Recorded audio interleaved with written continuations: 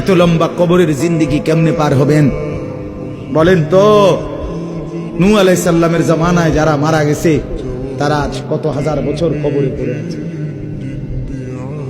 ইব্রাহিম আলাইহিস সালামের জামানায় যারা মারা গেছে তারা আজকে কতদিন কবরে পড়ে আছে।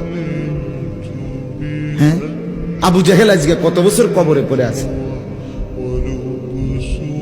1450 বছর, আরো বেশি,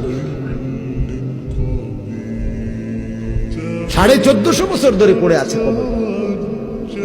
এরপরে তো হাসরের মাঠ, এরপরে তো ফুলসেরাত, এরপরে তো জাহান্নাম, আর তো রইছে। তাহলে দুনিয়ায় থাকলি কতদিন, কবরে পড়ে রইলি কতদিন? আপনি বলেন। আবু জাহেল দুনিয়াতে ছিল 800 বছর,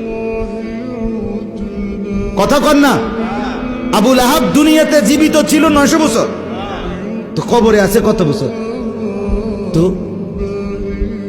বাঁচছে কয় বছর? নাহলে 60 বছর, নাহলে 70 বছর, ঠিক কিনা বলেন?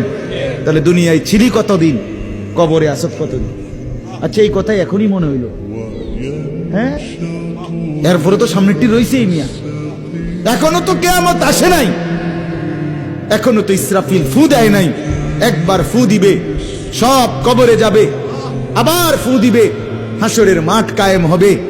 আবার হাসরের মাঠের একদিন, খোদার কসম এই কোরআনে আল্লাহ বলছে, হাসরের ময়দানের এখন একদিন, প্রতি একটা দিন কয় ঘন্টা? হাসরের একদিন আল্লাহ বলছে 50,000 বছর, 50,000 সানা, 50,000 বছর। হাসরের ময়দানের পুরা সময় না, একদিন, একদিন।